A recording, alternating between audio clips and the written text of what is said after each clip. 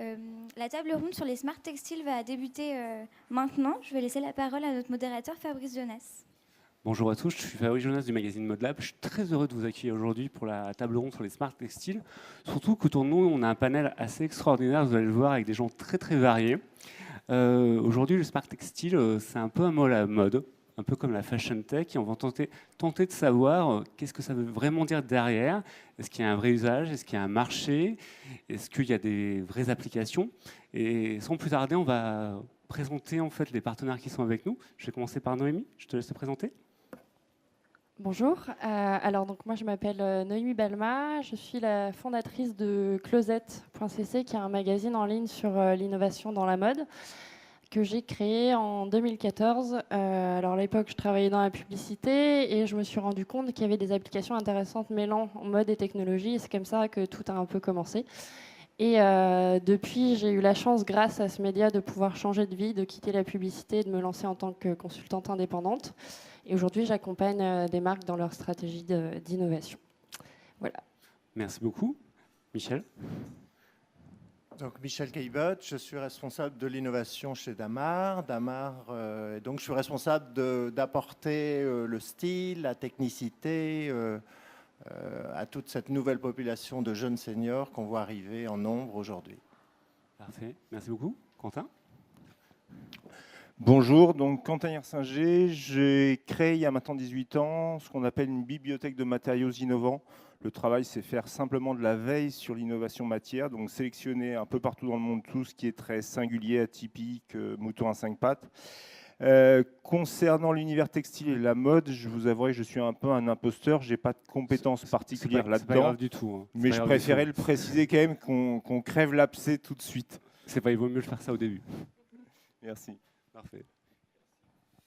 Bonjour, moi je suis Christian Clot, mon métier c'est explorateur et je dirige un institut de recherche sur la notion d'adaptation humaine aux situations complexes et extrêmes dans les milieux les plus complexes, dans l'idée de comprendre comment un humain vit et survit à des situations difficiles de vie. Et dans ce cadre-là, on utilise un certain nombre de capteurs qu'on a sur la peau qui sont accrochés à des textiles, qui ne sont pas forcément encore des smart textiles, mais qui pourraient le devenir. Et on a des vraies questions par rapport à la capacité qu'on a d'avoir des données avec acuité et utilisables pour comprendre ce qu'est l'humain. Voilà. Parfait. Bonjour, Patrick 19. Alors peut-être deuxième pièce vraiment rapportée par rapport à cette table ronde. Non, pas dire ça. Mais c'était très cohérent cette table ronde. Donc directeur général d'Aviva, un des mécènes de l'exposition. Mais je pense qu'on aura l'occasion tout à l'heure de voir que c'est pas aussi rapporté que ça et qu'il y a une petite logique derrière. Tout à fait, parfait. Puis Pascal. Donc Pascal Denisard, je dirige le Centre européen des textiles innovants, donc, qui est basé sur la métropole lilloise. C'est un centre international de recherche et de développement appliqué dans l'univers textile, de la fibre jusqu'au retail. Et donc nous travaillons sur toutes les innovations de rupture qui peuvent permettre au textile de répondre à des enjeux sociétaux, puisque nous sommes un des rares centres de recherche à être positionné avec le consommateur et l'usage au centre de l'innovation. Parfait, merci beaucoup. Sans plus tarder, on va essayer de définir l'état des lieux des smart textiles. Et pour ça, je voudrais m'adresser d'abord à Pascal et à Noémie pour qu'ils nous en disent un petit peu plus. Qu'est-ce qu'il y a derrière ces fameux smart textiles? Comme vous voulez, vous ne battez pas. Oui, je pense que c'est important au début de ce débat de vraiment se dire de quoi on parle et qu'est-ce qu'on fait rentrer dans les smart textiles. Parce que forcément, en fait, dans tout ce qui est innovation textile, il y a énormément de choses qui ne vont pas forcément entrer dans le propos d'aujourd'hui. Donc je pense notamment à toutes les avancées qu'il y a sur les fibres naturelles qui sont parfois génétiquement modifiées pour leur apporter plus de performance. Ou alors des fibres qui viennent d'animaux, par exemple comme les araignées, qui sont capables en fait de tisser un fil qui est extrêmement robuste et qui a des super propriétés, et sur lequel en fait il y a eu des années de recherche, et notamment cette année on est parvenu, plusieurs startups en fait reproduire ce fil-là. Après, on a tout ce qui est textile avec intégration d'électronique. Donc, je pense que c'est un peu plus le propos d'aujourd'hui. Mais là-dedans, il y a aussi tout un tas de différenciations à avoir, notamment à se dire, voilà, le fait d'embarquer de l'électronique dans du textile, ça va répondre à certains usages, comme par exemple pouvoir connecter un panneau chauffant dans une veste, ou alors pouvoir broder des LED pour un aspect plus esthétique. Mais il y a aussi le fait de pouvoir transformer un tissu en surface interactive, comme on peut le voir avec le projet Google Jacquard et d'autres qui sont arrivés sur le marché. Voilà, je te laisse peut-être compléter, Pascal. Simplement parce que c'est vrai que derrière le mot smart, on peut imaginer beaucoup de choses. En général, on va rajouter une fonction complémentaire, donc on entend aussi parler de textile actif, une fonction complémentaire au textile, à la structure textile. Et cette fonction dépassant souvent le cadre du vêtir ou le cadre de l'usage normal d'un textile. Bon, après, j'entends aussi parler les gens de textile intelligent. Alors, textile intelligent, ça veut dire que sous l'effet d'un stimulus, le textile peut réagir différemment que son premier positionnement. Il faut peut-être là se poser la question aussi, un textile intelligent, c'est peut-être, et je voulais juste faire un petit aparté, un textile durable, parce que beaucoup réfléchissent aujourd'hui sur l'aspect high-tech. J'en vois également beaucoup réfléchir sur tout ce qui va être développement durable, nouvelles fibres, biosourcées, tout ce qui va être à un moment donné aussi upcycling, c'est-à-dire redonner aussi du sens au textile. Et là, c'est aussi un peu une marque d'intelligence. Alors, c'est pas le propos d'aujourd'hui, mais je voulais quand même ne pas l'éluder dans notre conversation. Parfait, merci beaucoup à tous les deux. Là, je vais peut-être m'adresser à Quentin, puisque justement, on parle de textile, on parle de matière. Et pour que tu nous précises ce que c'est une matériothèque, parce que tout le monde sait ce que c'est une bibliothèque, ça c'est certain, enfin j'espère. Hein. Mais sur la matériothèque, qu'est-ce que c'est exactement en fait ?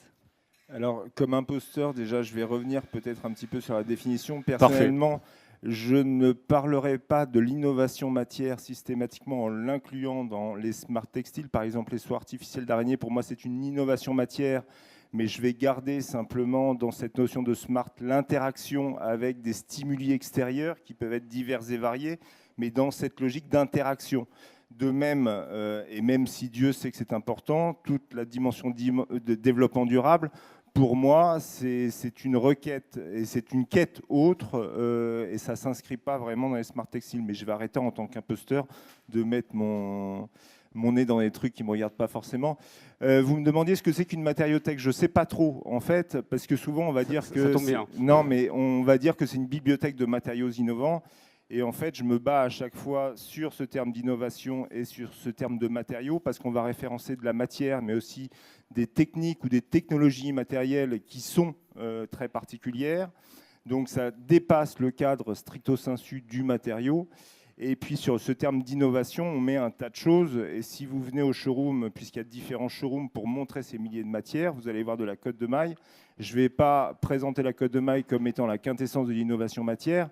Je préfère parler de singularité, c'est-à-dire de montrer un tas de matières qui sont produites pour des applications données, qui peuvent être des applications dans des centaines de secteurs différents et qu'on va montrer généralement à des professions de création. Donc c'est archi, design, mode, événementiel, packaging, PLV, scéno, cosmétique, industrie du luxe, monde automobile, etc.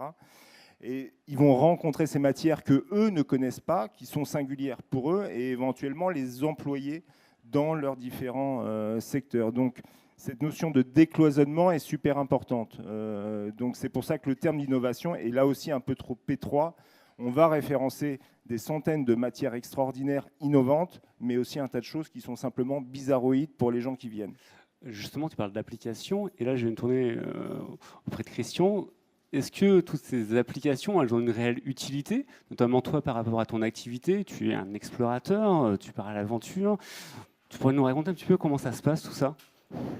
Bon, moi, j'ai une particularité, c'est que le vêtement redevient son sens premier, à savoir me permettre d'évoluer dans des systèmes climatiques qui sont a priori impropres à l'humain. Et sans le vêtement, je ne pourrais pas y vivre. Contrairement à d'autres animaux, on n'est pas adaptable au climat. Jusqu'à un certain point, on l'est, mais jusqu'au bout. Donc on a besoin du vêtement. Et c'est vrai que ce vêtement, dans un premier temps, il me protège. Après, par rapport aux évolutions qu'il y aurait sur les bio-vêtements, notamment au-delà du smart textile, on pourrait imaginer, on commence à l'imaginer, à travailler dessus, sur des vêtements qui, par exemple, pourraient nous indiquer des températures, des systèmes d'humidité, pour mieux comprendre et mieux saisir dans quel genre d'événement on évolue. Alors il y a le système électronique, mais aujourd'hui, on réfléchit plutôt à des systèmes qui seraient biomimétiques sur l'évolution de ces vêtements qui nous donneraient des informations. Ils vont devenir aussi de plus en plus capables de s'adapter à la température en se chauffant ou en se refroidissant. Ça, ce sont des applications très concrètes. Après, évidemment, l'étape suivante pour nous, c'est d'avoir des capteurs à l'intérieur qui donnent des données biologiques de l'humain, à savoir son rythme cardiaque, sa pression sanguine et des évolutions comme ça. Alors là-dessus, on n'est encore quand même pas très près d'une réalité, dans le sens qu'aujourd'hui, ce genre de données sont intéressantes parce que nous disent, tiens, ton rythme cardiaque, il est à 70, 80, 100, mais ce n'est qu'un rythme cardiaque, ce n'est pas une arythmie cardiaque. En science, ça ne sert à rien, par exemple. Donc il faut faire attention aux données qu'on reçoit et comment on va exploiter les données de ces vêtements. Et c'est aujourd'hui, en termes éthiques, il y a beaucoup de questionnements, nous, en recherche, comment est-ce que ces données, on les reçoit ? Qu'est-ce qu'elles veulent dire? Comment on les applique? Et là-dessus, il va falloir beaucoup se questionner parce que les vêtements vont devenir de plus en plus smart, de plus en plus capables d'envoyer des données. Et maintenant, ça je crois que ce sera votre rôle entre autres, c'est comment est-ce qu'on va stocker, imaginer ces données. On va en parler, il n'y a pas de souci. Et effectivement, tu parlais de vêtements par rapport à des environnements un petit peu difficiles. Chez Damar, vous avez une culture par rapport notamment au thermolactyle, par rapport à des environnements chauds, froids. Est-ce que Michel, tu pourrais nous en raconter un petit peu plus comment ça se passe chez vous? Oui, donc juste une précision, Damar, c'est une vieille maison de 60 ans. C'est pas si vieux que ça. Une vieille endormie qu'on essaye de moderniser, de secouer un peu, puisque le monde bouge très très vite. Effectivement, qui s'est construit sur un savoir-faire assez exceptionnel de la maîtrise d'une fibre à des pouvoirs d'isolation supérieure, qu'on a appelé le thermolactyle. Et ces derniers temps, on a cherché à le faire vivre. Et ce que j'entends là, ça résonne pas mal parce qu'on a cherché à le faire vivre, et notamment en écho avec les évolutions de notre consommatrice, en l'occurrence, c'est une jeune femme d'un peu plus de 50 ans, notre cœur de cible. Et aujourd'hui, les recherches sont beaucoup plus fines qu'ils y étaient il y a 50 ans. Donc, tu as parlé de protection climatique. Aujourd'hui, on va vers des produits beaucoup plus versatiles, du type, quand je suis sur la gare RER le matin, c'est vrai que j'ai besoin d'une surprotection et je saute dans le bus ou je saute dans le RER qui est bondé et j'ai besoin d'un vêtement tout de suite qui me permet d'appréhender cette chaleur. Donc là, on a travaillé là-dessus. Et aujourd'hui, l'évolution aussi de notre fibre, c'est beaucoup plus de rapport au corps et de rapport à la peau, ce qu'on appelle la notion du care. D'avoir des vêtements qui prennent soin de moi, prennent soin de ma peau, qui respectent mon environnement, bien sûr, qui soient respectueux de l'environnement en général, mais respectueux de mon environnement et de moi-même. Donc c'est une grosse évolution vers un pouvoir isolant brut, donc ça réchauffe quand il fait froid, aujourd'hui vers un produit qui prend soin de ma peau, qui hydrate ma peau et qui prend soin du corps. Ça, c'est vraiment la tendance lourde de fond aujourd'hui sur nos produits. D'accord, merci beaucoup. Au moment de cette préparation sur la table ronde, quand j'ai vu les intervenants, j'étais un petit peu surpris de voir qu'il y avait un groupe d'assurance à Viva. Et justement, très rapidement, je voudrais passer la question à Patrick. Aujourd'hui, un groupe d'assurance dans le Smart Textile, ça peut paraître bizarre. Pourquoi vous êtes là ? Moi, je vois au moins 3 raisons qui sont d'ailleurs assez différentes, mais qui au total, je pense, justifient largement la présence d'Aviva. D'une part, les assureurs sont quand même de très très gros investisseurs. On leur demande d'ailleurs de plus en plus d'aller soutenir l'économie réelle, comme on dit dans les journaux bien éduqués. Et très souvent, on va viser de la grande entreprise. On avait cette semaine la finale de la Fabrique Aviva, qui est notre concours pour récompenser des startups plutôt dans le domaine du social. Et quand j'ai fait la présentation de cette finale, j'ai dit que c'était notre volonté chez Aviva de diriger nos investissements vers ce qui était PLS. Alors qui n'est donc pas la position latérale de sécurité, mais sur ce qui était plus petit, sur ce qui était local et sur ce qui était social. Parce que finalement, c'est à partir de là que les innovations vont sortir. Donc là, c'est une vraie volonté à la fois d'investissement et de valeur. Après, au niveau de l'assurance en tant que telle, Je ne sais pas ce que les smart textiles donneront par rapport à l'assurance, par rapport à la prévention sur l'assurance des personnes, mais si je me reporte 5 ans en arrière, quand on a commencé à avoir des capteurs, certains très utiles, d'autres dont les données, on ne savait pas trop ce qu'ils voulaient dire dans les voitures, on ne se rendait pas compte à quel point à la fois les voitures et l'assurance automobile allaient être impactées par ça. Donc quelque part, être au début d'une chaîne, alors qui marchera pas, je ne sais pas quels seront les résultats, mais je pense que c'est un point intéressant. Et puis, on voit les assureurs qui assurent les personnes, les familles, on assure aussi des entreprises, des industries. Il y a des industries qui disparaissent, c'est d'ailleurs des drames sociaux dans certains cas. Heureusement, il y a des industries qui se créent avec des risques différents. Donc là aussi, être un peu au début d'un cycle, c'est pour nous fondamental. D'accord, vous êtes un petit peu avant-gardiste finalement. Malgré mes cheveux gris. Bah parfait, il n'y a pas d'âge pour être jeune. Je suis bien d'accord, j'ai le même problème. Sinon, effectivement, une fois qu'on a fait ce petit tour, aujourd'hui, on se rend compte qu'on va avoir des produits grand public au niveau du smart textile, notamment avec Google et Levi's sur le projet Jacquard. Et là, je crois que Noémie, tu étais à Austin récemment et que tu as pu essayer cette fameuse veste connectée. Est-ce que tu pourrais nous en dire un petit peu plus ? Oui, donc c'est la fameuse Commuter Jacket de Levi's, qui est une veste assez iconique de la marque qu'ils ont voulu revisiter avec le partenariat avec Google Jacquard. Donc en gros, la technologie de Google Jacquard, c'est vraiment d'avoir du fil conducteur qui est tissé dans le textile et qui est derrière utilisable par les marques sans avoir ce knowledge technique pour pouvoir concevoir ces vêtements. Donc là, ils sont dans vraiment une phase de test où le vêtement, il est connecté à une application Android qui fonctionne. Enfin, quand je l'ai testé, qui fonctionne moyen. Voilà, mais bon, après c'est une phase bêta, donc c'est normal. En soi, c'est assez fou en fait de se rendre compte vraiment que en balayant sur ma manche, j'ai vraiment une réponse sur le smartphone qui capte exactement les mouvements que je vais faire. Maintenant, comme ils sont dans une phase bêta, ils communiquent dessus avec un certain nombre d'usages qui sont des usages en fait liés beaucoup à la musique, en fait pour lancer des musiques, changer des musiques, pour répondre à un appel, pour que mon téléphone me dise l'heure si jamais j'ai les mains occupées.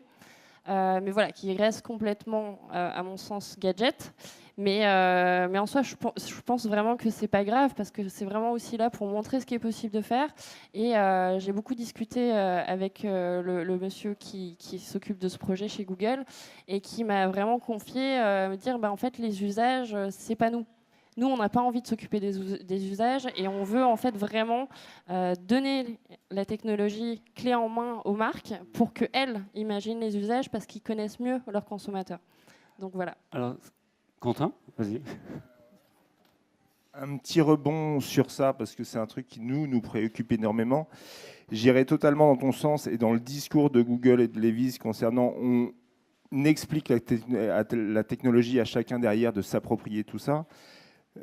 Au niveau de matériaux, moi je suis quand même sidéré de voir à quel point les industriels, quand on les contacte parce qu'ils font quelque chose de particulier, sont super réticents à cette idée de partir dans des directions qui ne sont pas celles qu'ils ont prévues. Tu parlais tout à l'heure de la soie artificielle d'araignée. Il y a aujourd'hui 4 ou 5 boîtes dans le monde qui proposent ce type de textile avec des caractéristiques notamment mécaniques phénoménales. Il y en a une en Allemagne qui s'appelle Amsilk. Ça fait 2 ans et demi qu'on demande un petit échantillon simplement pour le montrer à des domaines qui ne sont pas les domaines pour lesquels ils ont conçu cette fibre au départ. Ils m'ont répondu pendant 2 ans et demi, écoutez, ça sert pour le médical, je ne vois pas ce qu'on peut en faire d'autre.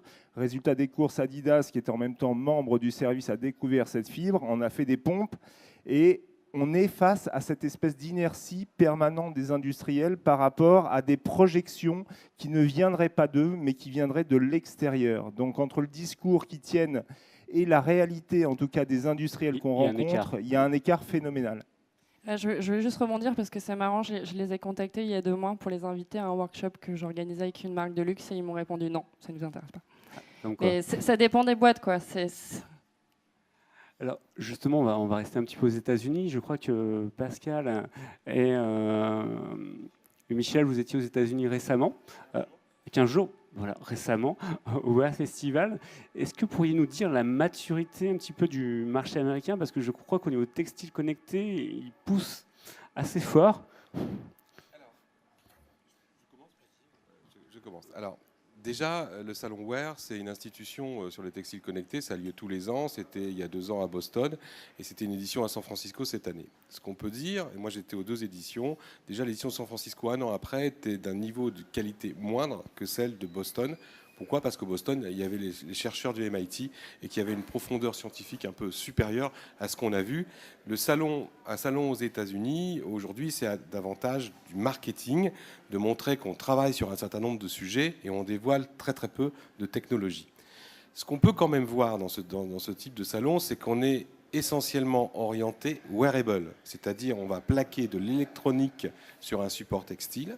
On va très peu utiliser les capacités sensor des textiles, les capacités piézoélectriques, fibres électroactives, tout ce que le textile peut apporter intrinsèquement et pourra apporter demain si on le travaille encore plus en R&D, et qu'on est plutôt en train d'essayer, parce qu'il y a un poids prépondérant de la high-tech, notamment dans la Silicon Valley, on parlait du projet Jacquard avec Google, on est en train d'essayer d'enrichir finalement le support textile qu'on porte sur nous avec de l'électronique. Ce qu'on peut dire par rapport à ça, c'est que les gens qui sont vraiment sur le marché sont rares.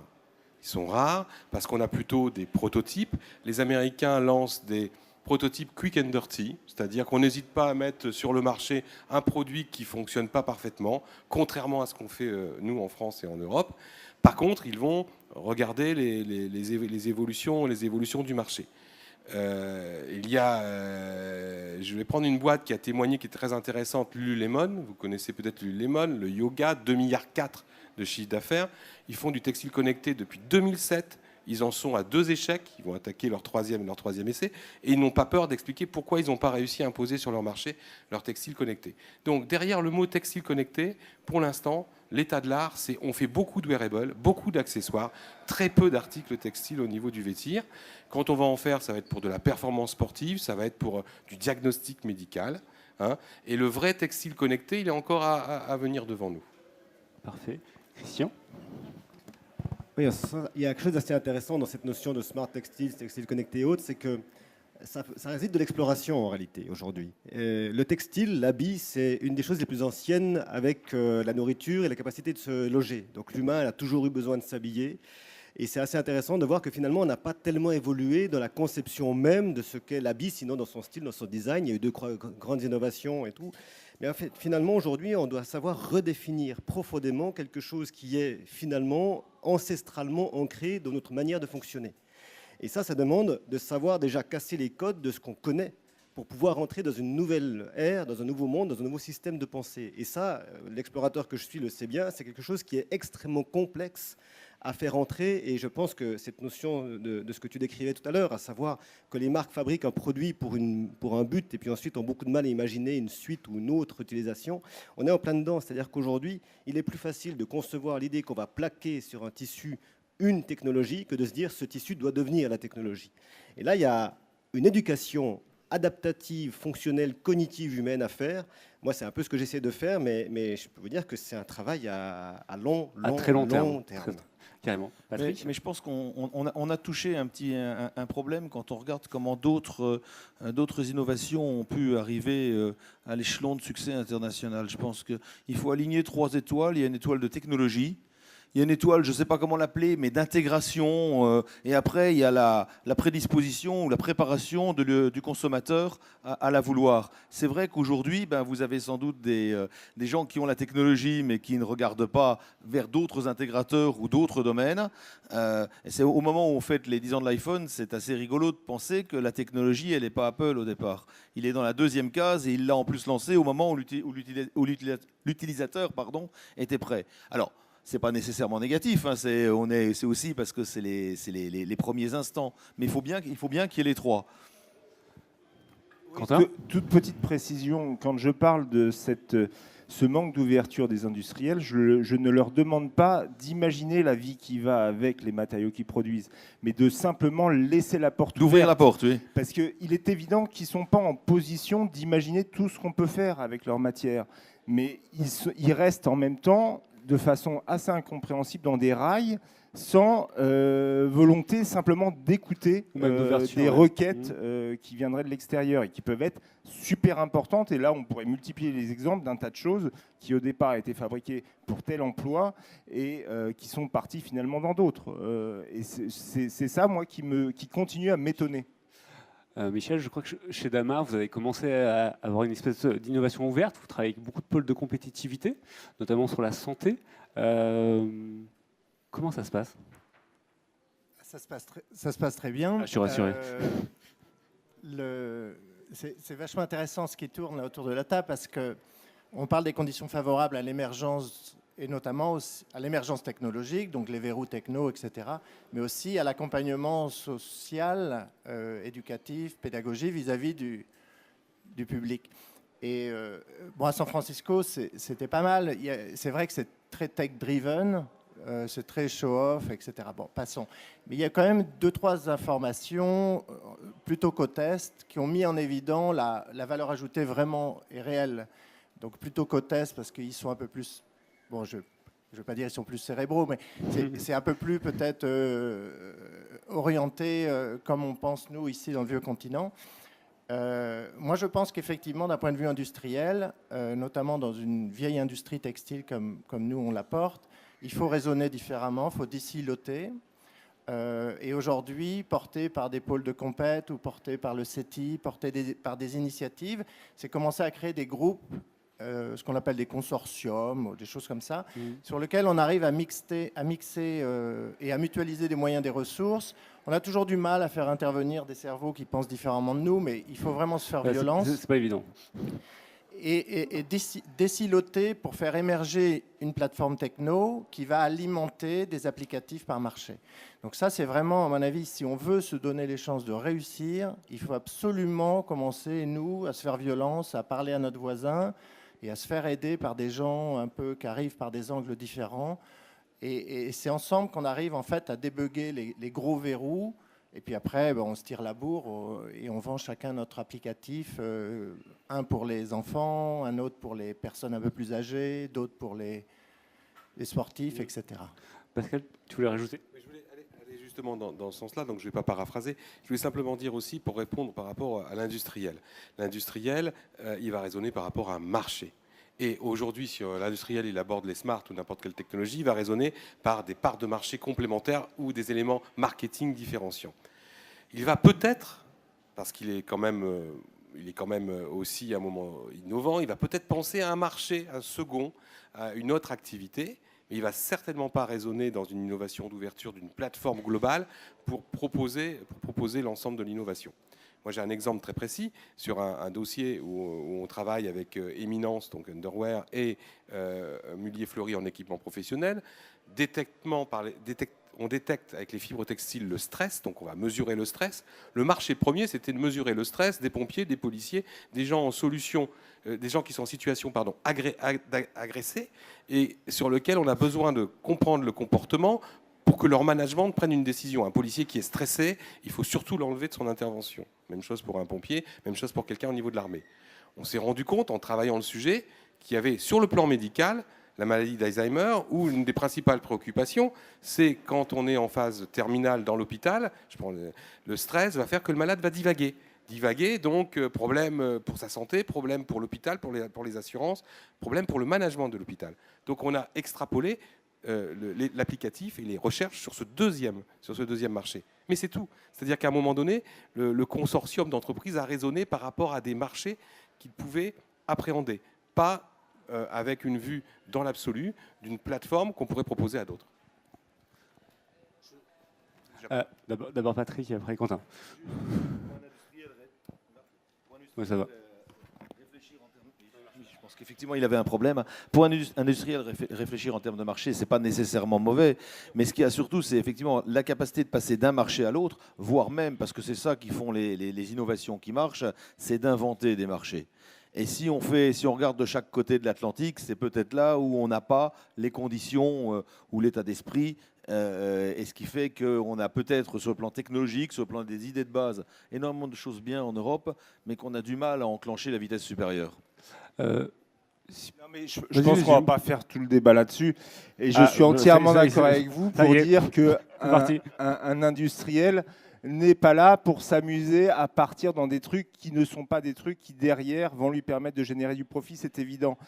Mais ce dont je parle, c'est même pas d'un investissement, c'est-à-dire de ne pas fermer la porte. Et je donnais tout à l'heure l'exemple d'Amsil qui était sur un micro-marché du médical pour des points de suture. Et le fait qu'on puisse montrer ça à Vuitton, à Hermès, à Adidas, à Nike, à Renault, peut potentiellement lui ouvrir des marchés. On lui demandait simplement de ne pas fermer la porte a priori. Donc j'ai l'impression que le mal vient de plus loin dans une certaine mesure, parce qu'on ne demande rien, si ce n'est simplement pouvoir parler de ce truc-là, et qu'ensuite ils répondent oui, non, ça m'intéresse, ça ne m'intéresse pas, je le comprends parfaitement. Mais à la base, il y a un problème de réflexe qui est quand même assez Oui. délétère. C'est vraiment une question d'habitus. Effectivement, on est en train de changer des habitus. Peut-être, effectivement, maintenant qu'on a bien avancé dans le débat, que tout le monde s'est bien présenté, on pourrait aussi aborder la question des data, parce qu'aujourd'hui, on se pose vraiment des questions à ce niveau-là, parce qu'on va avoir des capteurs sur notre intimité tout le temps, qu'on va pouvoir vendre, qu'on va pouvoir donner. Là-dessus, moi, je voudrais avoir votre sentiment, parce que c'est déjà maintenant, quoi. Ça rejoint un peu ce qui se fait déjà justement avec les corps d'élite, les pompiers, les militaires sur le stress par exemple qu'on est en train d'appliquer dans le milieu hospitalier. Et puis il y a toute une réflexion aujourd'hui qui pourrait se faire, que nous on fait avec Adaptation et une groupe de recherche, sur finalement monsieur et madame tout le monde dans l'entreprise à des moments de pic, comment est-ce qu'on peut identifier un peu mieux leur stress, leurs conditions et autres. Alors là, ça pose évidemment la question de, une fois qu'un textile est capable de nous indiquer une information sur un stress, sur une peur, sur un certain nombre de choses, ou pire, enfin pire dans un certain sens, parce que ça pourrait être questionnant, sur un prémisse de maladie, par exemple. Exactement. On commence à le faire. Aujourd'hui, en Italie, il y a tout un groupe qui travaille là-dessus. C'est très intéressant, parce que forcément, ça va permettre de mieux se comprendre soi-même. Mais je crois que c'est là le terme qui est le plus important. Ça doit rester, en tout cas, dans un terme spécifique, sur le soi-même, se comprendre et rester en contact avec la nature. Dès le moment où ces données sont envoyées à l'extérieur, on commence à questionner ce qu'elles veulent dire. Alors, tant que c'est anonyme, en guillemets, et que ça permet d'avoir des databases qui permettent de mieux comprendre une population, c'est intéressant. Ça se fait d'ailleurs, certaines assurances ont commencé à le faire. Je ne sais pas si vous le faites vous. C'est pas mal avec les iPhones et autres. Et dès le moment où ça devient personnel, qu'on peut éventuellement analyser une personne, ça devient complexe, puisqu'on est bientôt à Gattaca dans un certain sens. Comment est-ce qu'on va pouvoir ne pas être influencé? Et les assurances vont avoir là-dessus un rôle énorme à jouer. C'est pour ça qu'ils sont là. Est-ce que si vous avez un comportement à risque, vous devez, par exemple, être assuré différemment? Ça, c'est des questions qui vont se poser. Est-ce qu'on doit vous considérer différemment? Voilà, tout ça, c'est des informations sinon, qui vont être extrêmement Il faut se importantes. débrancher aussi, parce qu'à un moment, être Il faut se hyper connecté débrancher. tout le temps, à un moment, cette notion de transparence à 100%, elle est complexe. Et Patrick, justement, là-dessus, je pense qu'il va falloir nous rassurer beaucoup sur qu'est-ce qui va se passer avec nos données. Bon, il y a le débat, je pense que tout le monde connaît quand on dit qu'est-ce que Google fait de mes données. C'est vrai que cette question de privacy, elle n'est pas simple parce que d'une part, je pense qu'elle est quand même générationnelle. Je pense que tout le monde ne réagit pas de la même manière. Et puis, la différence entre un bon usage et un mauvais usage, elle est pas large parce qu'effectivement, si le bon usage, c'est de dire j'ai un comportement à risque, donc je ne suis pas assuré, arrêtez de me regarder avec ces yeux-là, s'il vous plaît, c'est pas très bien. Mais si je sais que c'est un comportement à risque et que je peux faire de la prévention, au contraire, c'est très bien. Et entre les deux, il n'y a pas une marge extraordinaire. Et moi, je pense qu'il faut à la fois mettre des garde-fous. Il ne faut surtout pas bloquer parce qu'on ne bloque jamais une évolution. Je sais bien qu'il y a un siècle et demi, enfin un peu moins d'un siècle et demi, il fallait qu'il y ait quelqu'un qui marche avec une lanterne devant les automobiles. Donc on va dépasser ça très vite. Mais je suis pour les garde-fous. Mais d'un autre côté, il faut voir effectivement peser le côté positif, le côté négatif. Et puis encore une fois, une évolution culturelle très forte. J'étais frappé en visitant l'exposition en bas, alors qu'on est quand même dans une culture de société occidentale sur laquelle on cache un peu ses émotions. Il y a la moitié des modèles d'exposition en bas où finalement ce qu'on présente, ce sont ses émotions. Donc je pense qu'avec peut-être de nouvelles générations, dans un monde un peu différent, ce rapport à la privacy, il évoluera donc dans un sens plus ouvert, mais il n'empêche qu'il faudra effectivement bien mettre des garde-fous. Vous Oula. avez aussi en bas d'autres vêtements qui sont plus des capes pour se protéger, soit d'un point de vue thermique, soit d'un point de vue cage de Faraday, afin de ne pas justement faire partie du grand tout, NSA, les drones qui nous surveillent, etc. Donc vous avez les deux. Tout à fait, ça sera vraiment une notion de choix. Je crois que Noémie, à ce niveau-là, sur les data, tu as un avis plutôt tranché.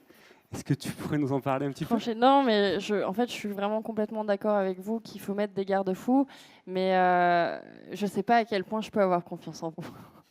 Ah, ça c'est Non, dit, mais c'est bon. pour être totalement, vraiment franche, en fait, je pense que c'est vraiment peux y aller. important qu'on se pose ces questions aujourd'hui, parce que on a énormément dans la science-fiction des films qui font vraiment hyper peur, quoi. Demain, si mes vêtements sont capables de capter des données et de pouvoir dire attention là, le diabète, il te pend au nez. Moi, je suis contente de le savoir pour de la prévention, mais est-ce que voilà. Effectivement, la limite, elle est hyper fine et j'ai peur que très facilement on puisse tomber dans le ah bah non, on va pas t'assurer, t'as le diabète ou t'as ci ou t'as ça et on va pas t'assurer. Et donc du coup, en fait, ce progrès finalement irait contre le bien commun. Et c'est là où je pense que c'est vraiment nécessaire qu'aujourd'hui on ait tous ces débats.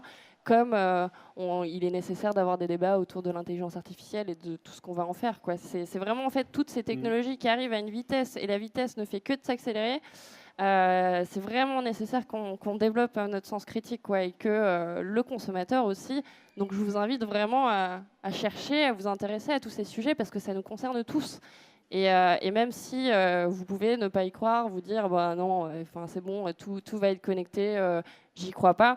Je pense que c'est quand même nécessaire de se poser des questions pour éviter que le jour 1984 ou peu importe quel film nous arrive dessus, que ce soit trop tard en fait. Patrick, peut-être une réponse? Je ne vais pas vous contredire parce qu'à la limite, vous pouvez avoir confiance en moi. Mais derrière moi, avec les mêmes données, il peut y avoir du monde. Donc que vous ayez confiance. Parce qu'en moi, ça me ferait plaisir que vous ayez confiance. Mais c'est un bon début. Que vous vous interrogiez sur toute la machine derrière, vous avez parfaitement raison. Mais juste pour ceux qui sont un peu moins spécialistes de la matière, si vous voulez avoir un accident en conduisant trop vite, conduisez une 2 chevaux. Hein, parce que sur une voiture moderne, on saura que vous aviez dépassé la limite de vitesse. Il y a un point aussi vraiment important, c'est que ça ne doit pas nous déconnecter de notre sens à la nature, justement. Et ça, alors dans un sens, c'est extraordinaire parce qu'il y a toute cette notion de vêtements qui nous disent il fait chaud, il fait froid. Moi, c'est plutôt ça aussi qui me questionne dans ces nouveaux textiles, parce que de plus en plus, on se déconnecte du naturel. Et bon, moi, j'estime que l'adaptation doit aller dans le sens de retrouver aussi une capacité de s'adapter à la nature, et non pas d'adapter la nature à nous.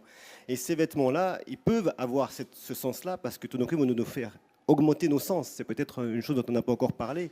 Est-ce que ces vêtements vont nous permettre de mieux respirer, de mieux sentir, de mieux écouter, de mieux percevoir un certain nombre d'événements qu'aujourd'hui l'humain n'est pas capable de percevoir? Ce serait assez extraordinaire. Mais par contre, si aujourd'hui ils sont simplement là pour nous dire il va faire chaud, il fait froid, il fait humide, il fait pas humide, c'est pas suffisant parce que ça on doit réapprendre à le faire par nous-mêmes. C'est tout un débat aussi qui va devoir se poser demain. Michel, je crois que chez Damar vous vous interrogez à ce niveau-là. Comment ça se passe? Je le fais bien, c'est des années d'expérience. Moi, le juge de paix, je pense que c'est aussi la viabilité des business models. Je sais, je parle pépette, tout ça, mais il y a beaucoup aujourd'hui, Amazon, tout ça, c'est des sociétés qui sont limite rentables. Bon, il y a beaucoup de sociétés qui font du wearables, de la connexion, de la big data. Aujourd'hui, ces business ne sont pas rentables. Donc, il va y avoir quand même une vague monumentale d'épuration par le vide parce que ces business ne sont pas viables. Moi, je rebondis là-dessus, sur ce que vous dites. C'est vachement intéressant. Les données, c'est-à-dire que j'émets des données, passer d'un vêtement protecteur qui raconte une histoire, une identité, parfait, à connecter pour qui, pour quoi faire, et pour moi-même, qu'est-ce que je fais de ces données, et comment je crée une sorte de routine comportementale qui permet de saisir et de bonifier toutes ces données. Moi, je pense que la clé de voûte, elle est sur l'ergonomie. À San Francisco, il y avait une intervention sur les wearables 2.0, 3.0, sensoriels, émotionnels, qui permettent effectivement de mieux gérer des addictions au tabac, des comportements à risque, des choses Je sais qu'il faut, j'ai des difficultés, ça va se construire sur des besoins sur lesquels on a du mal à s'exprimer, des difficultés d'ensommeillement, des choses comme ça. Et l'objet qui me renvoie un effet miroir, hein, c'est ni plus ni moins que rendre digital notre balance classique. Hein, on se pèse, du coup, là on va mesurer plein de choses, mais en fait, il faut que ça me serve et il faut que j'en ai un usage dans mon quotidien. Et nous, sur notre cible, effectivement, où la personne âgée commence à subir un certain nombre d'effets du temps, on devient beaucoup plus sensible à ces choses-là, on devient beaucoup plus intéressé et curieux pour prolonger une autonomie, un mieux-être dans les meilleures conditions. Donc là, c'est notre territoire de jeu, mais il va dans la sensorialité et dans l'émotion que ça peut me redonner. Sinon, la data brute, elle ne sera pas viable, je pense, sauf pour d'autres business models. Alors, je suis ravi que tu abordes le thème des business models, parce que justement, avec ces smart textiles, de nouveaux marchés s'organisent avec de nouveaux acteurs. Est-ce que, Pascal, toi qui commences à travailler effectivement avec des industriels qui viennent vous voir, oui. Comment ça se passe ? Comment ça se passe ? Déjà, les industriels ou les entreprises qui viennent nous voir, parce qu'il y a les industriels, il y a aussi les marques, il y a les enseignes, donc avec d'autres enjeux. Je dirais, on a vu une évolution. On a vu une évolution on travaille sur ce sujet depuis 3 ans.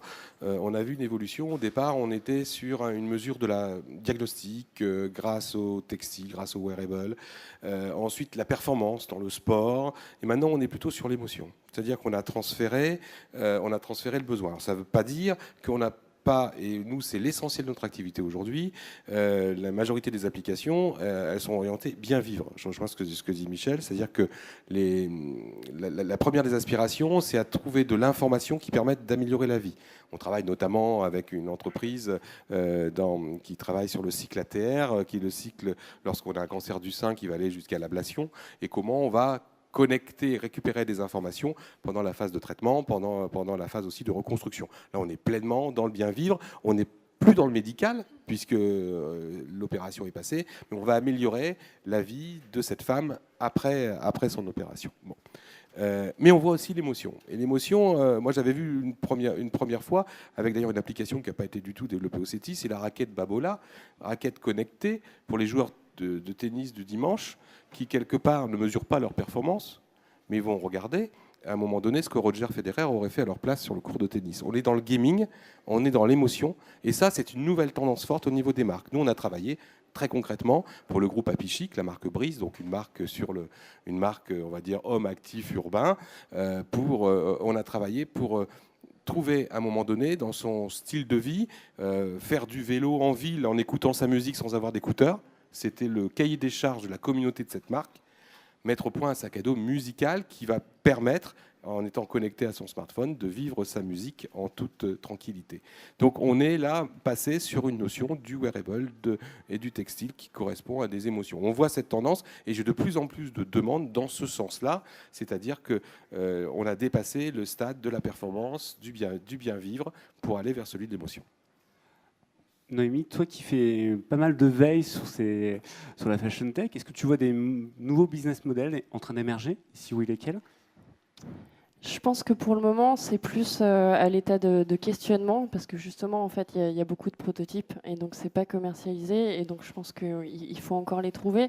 Mais il y a des pistes intéressantes, comme je pense un vêtement connecté que j'ai essayé aussi à Austin, qui est le Bomber Jacket par Rochambeau, qu'ils ont fait en fait en partenariat avec Avery Dennison et Everything, qui sont des boîtes qui propose de digitaliser les vêtements en mettant des puces RFID dedans. Donc, pour faire ce bomber, en fait, donc ils l'ont connecté par une puce RFID et quel usage ils ont voulu en faire. En fait, ils vendent la veste, mais avec la veste, c'est l'accès à tout un tas d'expériences dans la vraie vie. La preuve. Tout un tas d'expériences dans la vraie vie où en fait en portant cette veste par exemple vous allez pouvoir aller au prochain défilé sans avoir d'invitation parce que votre veste c'est votre invitation.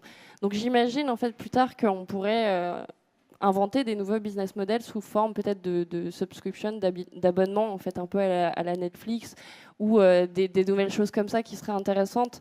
Voilà, parce qu'après, ça implique aussi tout un tas de choses qui vont nécessairement en fait demander tout un certain nombre de ressources. En fait, je pense notamment où demain, en fait, là, bon, on parle de vêtements connectés, tout ça, ça a l'air vachement bien. Mais demain, si on le vend concrètement, c'est quoi le service après-vente? Est-ce que c'est le magasin qui va me dire, qui va me le réparer si j'ai un problème, qui s'occupe de ça? Et je pense qu'en fait, trouver le business model, c'est aussi anticiper qui va s'occuper de ces choses-là, quelles ressources vont être allouées pour justement anticiper ces choses-là. Parce que la problématique, effectivement, est-ce qu'on vend un produit, est-ce qu'on vend un service ou est-ce qu'on vend une expérience? Et ça, c'est très compliqué parce qu'effectivement, on parle d'obsolescence programmée, mais à un moment, si je mets un fil dans ta veste, si demain, en fait, elle n'est plus à niveau, bah, comment je fais pour l'enlever? Et ça, c'est tout le problème du marché du luxe qui se dit, mais qu'est-ce que je fais? Parce que dans le luxe, par exemple, mon sac ou ma Rolex, c'est un investissement, donc elle ne peut pas perdre de valeur. Et ça, c'est une vraie problématique. Sur justement ces nouveaux business models, donc il y a de nouveaux acteurs comme Aviva. Comment vous imaginez collaborer sur ces nouveaux business models justement? Comment ça va se passer?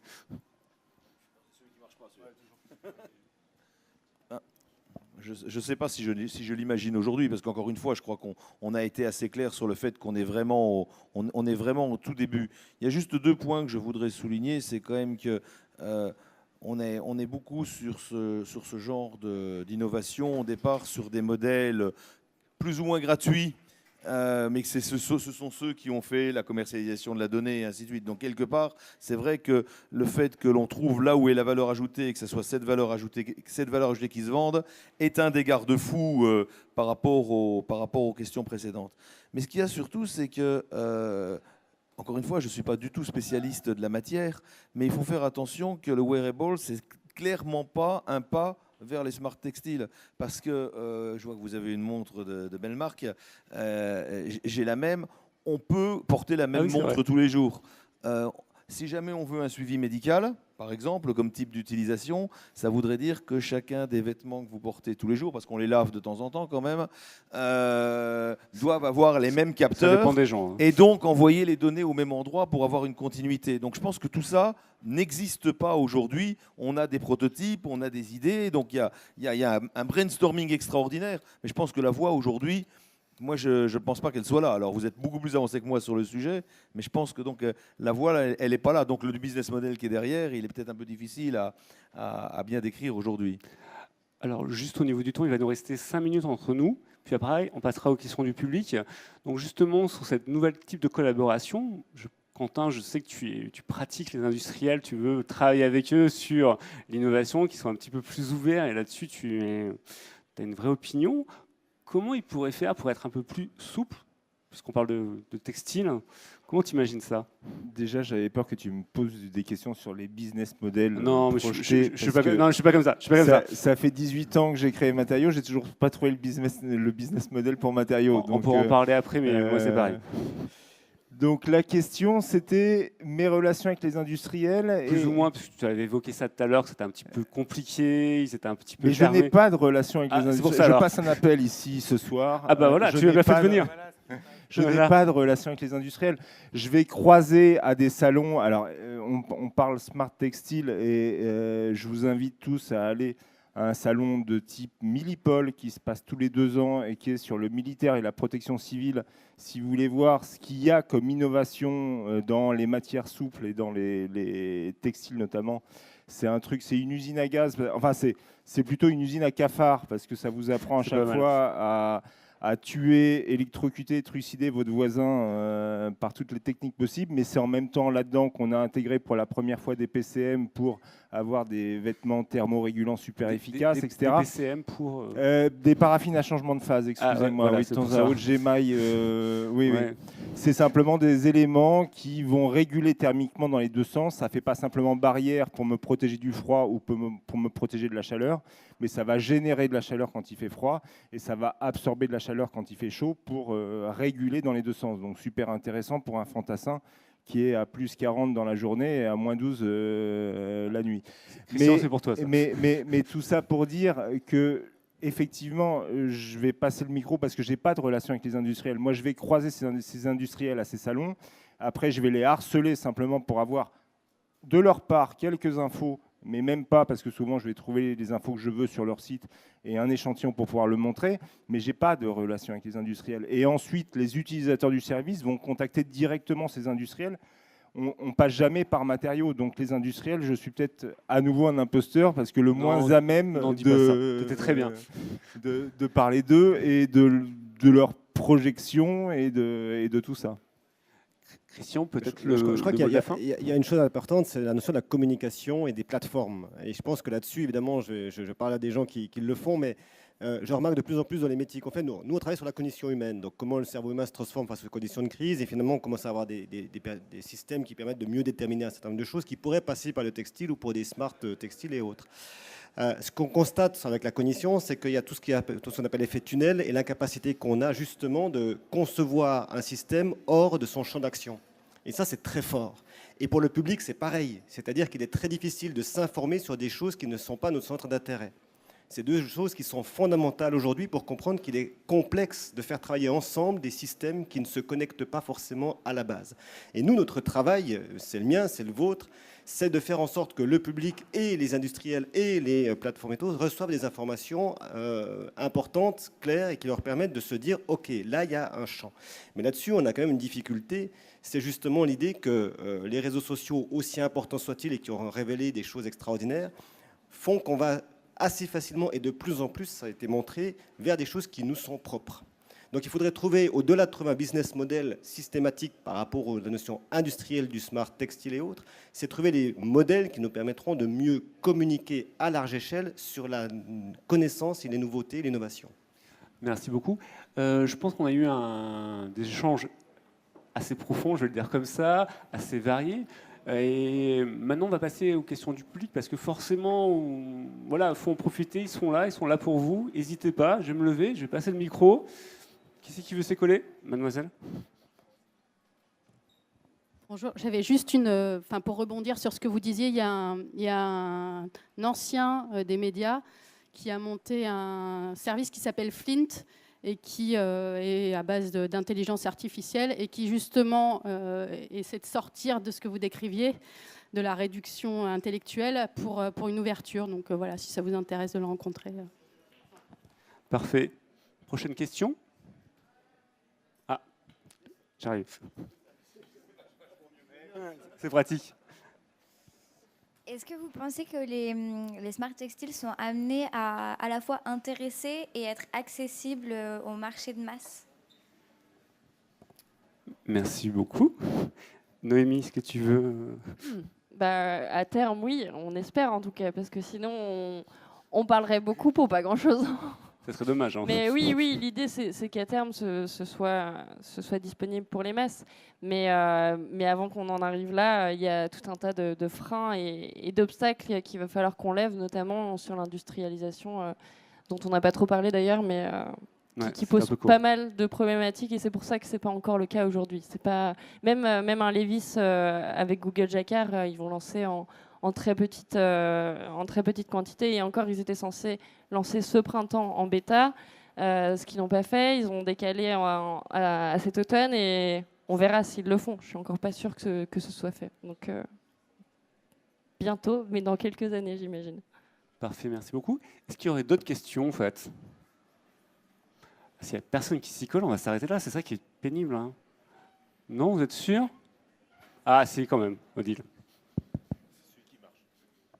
Oui, justement, il marche, ouais. Ouais. Comment ça se passe? Comment ça peut se passer en termes de chaîne de production? Pour moi, c'est très mystérieux. Ah, là, je me tourne. Pascal, est-ce que tu pouvais... Alors, chaîne de production veut dire... Oui, à grande échelle, ça veut dire qu'il faut qu'on ait dès qu'on est smart, si je parle du high-tech, il faut des nano-électroniciens. C'est-à-dire qu'il faut des entreprises industrielles de nano-électronique qui s'intéressent au textile, qui vont connecter, récupérer le signal et avoir toute une chaîne de valeur qui aille jusqu'à l'Internet des objets, puisque communiquer avec le smartphone, ça ne se fait pas comme ça. Ça veut dire que voilà. l'industrie textile à l'ancienne, telle qu'on la connaît, c'est fini et que ça va nécessiter heureusement, je dirais. des grandes passerelles de compétences. En fait, des grandes, des non, compétences je dirais vraiment heureusement parce que oui. je ferai remarquer que depuis 2-3 ans, on parle davantage d'innovation textile que de sourcing lointain, difficile, ce qui veut dire qu'il ne faut pas les oublier quand même, hein, mais on est en train de partir vers une industrie qui est en train de faire sa mue vers l'innovation. Alors ça va se faire de façon au départ micro, puis après macro, ça va faire, mais avec des marchés de niche. Mais le textile peut se régénérer grâce à des avancées de rupture telles que les smart textiles. Mais par contre, c'est très compliqué de monter une chaîne de valeur. Je signale que de la nanoélectronique adaptée au textile, il y a peut-être 3 entreprises en France qui s'y intéressent en textile. Qui, par exemple ? Alors je vais en prendre une, allez, je vais en prendre une parce que moi je travaille bien avec Nicomatic qui est en Haute-Savoie, qui a monté toute une usine dédiée à la connectique entre la fibre textile et puis la récupération du signal électronique et des composants électroniques. J'en prends une, simplement. Moi, je suis bien sûr d'accord avec ce que dit Pascal, puisqu'on se connaît bien, on se fréquente souvent, mais moi, j'aimerais passer un appel autour de table ici. C'est le deuxième de la soirée. Hein. C'est presque... les verrous techno sont en passe d'être levés, d'accord ? Donc, on va savoir faire d'ici quelques mois, 6 mois, 12 mois, on sait faire. Le problème, la plus grosse barrière, c'est les usages. Donc, je pense que votre grand travail, c'est travailler sur la viabilité de l'usage, centré sur votre cible, les revendications, les bénéfices que vous voulez établir. Et je pense que va se développer une sorte d'écosystème avec des briques techno et vous allez faire un puzzle. Le plus gros verrou aujourd'hui, c'est la distribution et jusqu'à l'utilisateur et l'adhésion de l'utilisateur avec ces objets assez compliqués. Moi, ce que je trouve assez génial dans cette notion du smart textile, c'est une chose qui est finalement, dont on parle peu, c'est que chaque système fonctionne souvent dans un système, encore une fois, assez précis. Le nanotechnicien fait de la nanotechnologie et puis le fabricant textile, il fait du textile. Il faut apprendre à travailler dans des réseaux qu'on ne connaît pas, qui ne sont pas les nôtres, et faire fonctionner ensemble des systèmes qui jusque-là ne se sont que très peu parlé. Et ça, c'est assez intéressant parce que dans beaucoup de domaines, on reste trop limité à une chose, un savoir-faire, une compétence. Et c'est vrai que l'intérêt aujourd'hui de ce qui est en train d'émerger, peut-être, c'est la capacité de se dire qu'il va falloir un super biochimiste, un super nanotechnologiste, un super informaticien, et puis, que sais-je encore, parce que ce n'est pas mon métier, et quand même des gens qui savent fabriquer des tissus et accessoirement qui savent fabriquer à grande échelle des habits qui vont être vendus ensuite dans les différents magasins. Et ça, c'est un modèle qui est en train de se créer et qui est en train de se re-questionner dans ce qu'est finalement un vêtement, tout simplement. Et ça, c'est extraordinaire parce que ça fait appel à des personnalités qu'on n'aurait jamais imaginé être chez un fabricant de textiles jusqu'à aujourd'hui. Et moi, j'aime beaucoup ça parce que c'est de là que va naître des choses nouvelles. Patrick ? Mais c'est vrai que si on regarde les innovations qui ont marqué un peu des ruptures sur ces 10 dernières années, elles ont toutes été énormément pluridisciplinaires. Aujourd'hui, quand vous regardez, ne serait-ce que des choses que vous utilisez tous, que ce soit des enceintes ou des casques, c'est intéressant de voir que les acousticiens ne peuvent plus travailler tout seuls. Au niveau traitement du signal, au niveau électronique, sans eux, on ne fait plus rien. Donc peut-être effectivement, et c'est un tout petit peu plus, encore un peu plus innovant dans votre domaine, parce que c'est la première fois, mais effectivement, toutes les innovations sont maintenant pluridisciplinaires. Super, on va prendre une dernière question. Ah, Marguerite.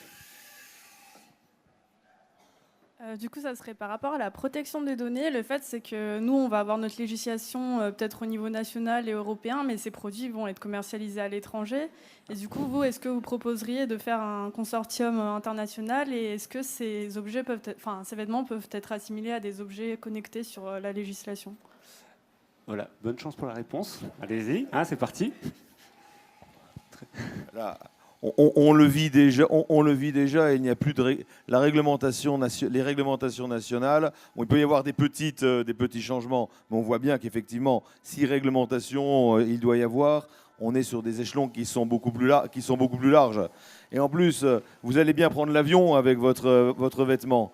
Donc vous allez bien enregistrer quelque chose à Roissy et puis terminer de l'enregistrer à Los Angeles. On voit très bien qu'effectivement, il y a une dimension des réglementations actuelles qui n'a plus lieu d'être. Christian ? D'ailleurs, j'attends le moment où vous vous déshabiller intégralement pour rentrer dans l'avion, parce que déjà qu'on n'aura plus le droit d'avoir nos ordinateurs portables bientôt, j'imagine bien ce que ça va donner. Mais par rapport à cette notion-là, il y a une chose intéressante. Là, je reviens d'une expédition de 4 fois un mois, donc 4 mois en tout, dans laquelle on a pris des données biologiques et cognitives. Il va falloir, sur mes seules données sur un humain, à peu près 1 année et demie pour analyser l'ensemble des données qu'on a prises. Alors finalement, ce qui n'est pas inintéressant, c'est que le volume même des données va limiter la capacité d'utilisation de ces données. Il faut aussi se rassurer un peu par rapport à ça, c'est-à-dire que de toute façon, on ne pourra pas tout analyser. Par contre, on pourra analyser un certain nombre de choses. Pardon ?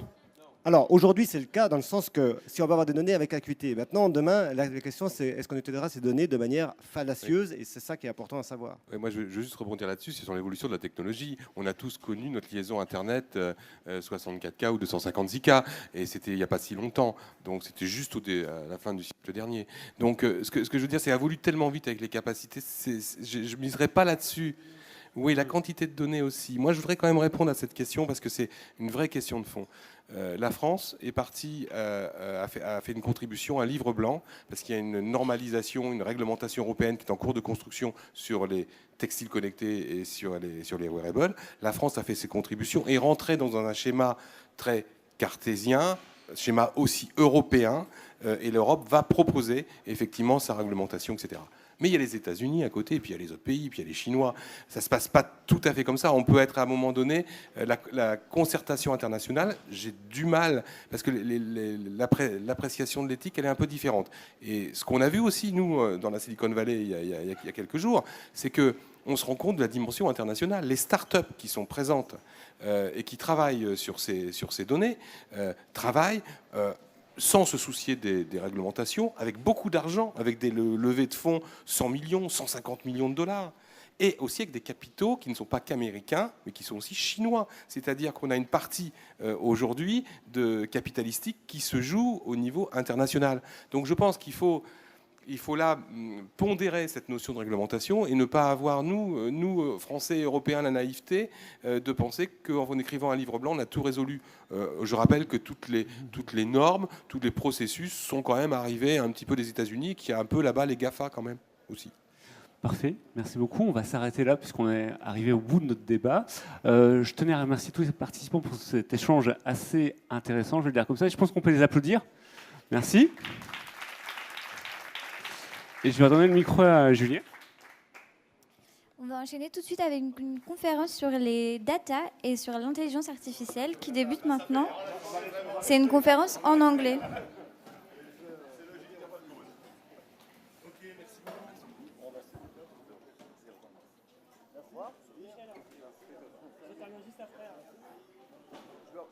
vous laisserai un quart.